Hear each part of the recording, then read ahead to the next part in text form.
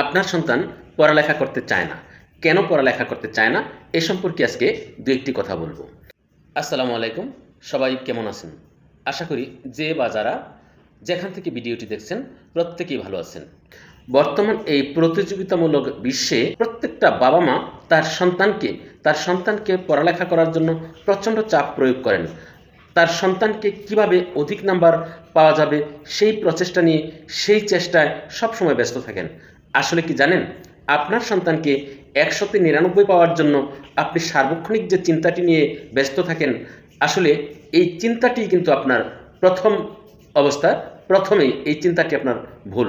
একজন সন্তানকে 99 পাওয়ার জন্য সন্তানের উপর যতটুকু তাকে প্রেশার দেওয়া হয়, যতটুকু তাকে মানসিকভাবে যন্ত্রণায় রাখা হয়, আসলে এতে করে ওই সন্তানটি একেবারে তুতা পাখির মতো শুধু শিখে যাচ্ছে, পড়াশোনা করে যাচ্ছে।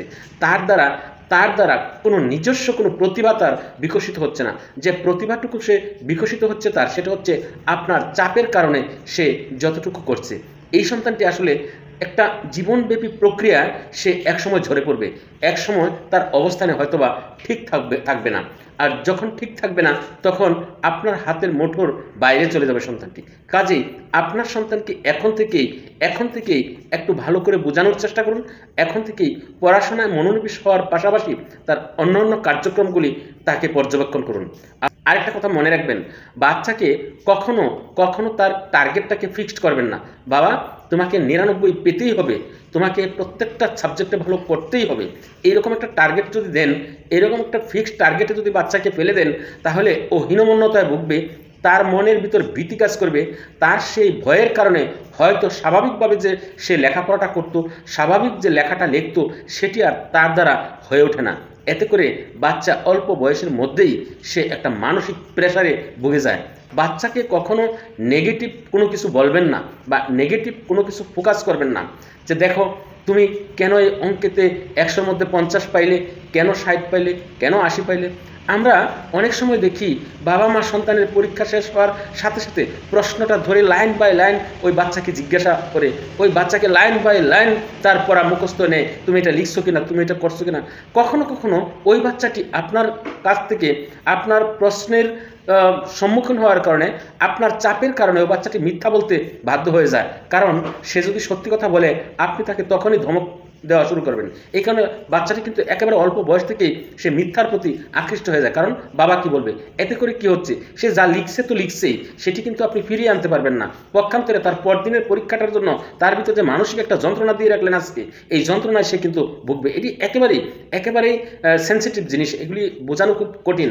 একটা বাচ্চার ভিতর যখন আপনি নেগেটিভিটি প্রবেশ করবেন, তখন সে বাচ্চাটা একটা নেগেটিভ চিন্তা ধারায় সে পরিচালিত হয়। পরদিন পরীক্ষাটিতেও তার ভয় থাকে যে মা জিজ্ঞেস করলে কি বলবো, বাবা জিজ্ঞেস করলে কি বলবো।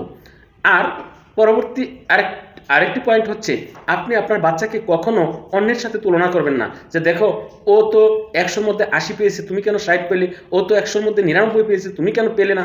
আসলে দেখেন, প্রত্যেকটা বাচ্চা আলাদা আলাদা জ্ঞান নিয়ে জন্মগ্রহণ করে, আলাদা আলাদা বুদ্ধি তার ভিতর তৈরি হয়।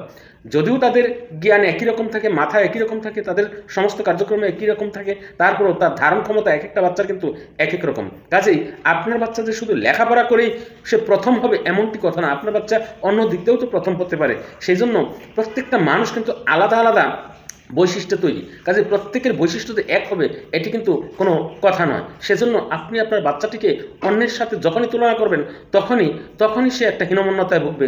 তার মতো যদি না হতে পারি, তার মতো হতে পারলাম না, এই যে তার ভিতরে একটা প্রেশার দিয়ে রাখলেন, এই প্রেশারের কারণে তার স্বাভাবিক গতিটা অস্বাভাবিক হয়ে যায়।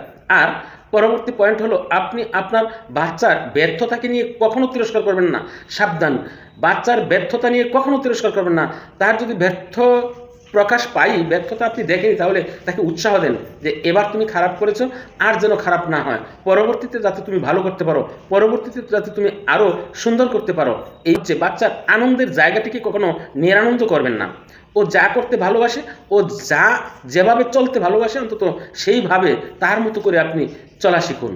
হ্যাঁ, এই চলার মধ্যে তাকে ভালোটার কথা বলুন, তাকে ভালো কাজের কথা বলুন, তাকে ভালো কথার কথা বলুন। তাহলে দেখবেন যে আপনার কথা সে পরবর্তীতেও শুনবে। সেজন্য একটি বাচ্চার আনন্দের জায়গাটাকে কখনো নিরানন্দ করবেন না। ধন্যবাদ।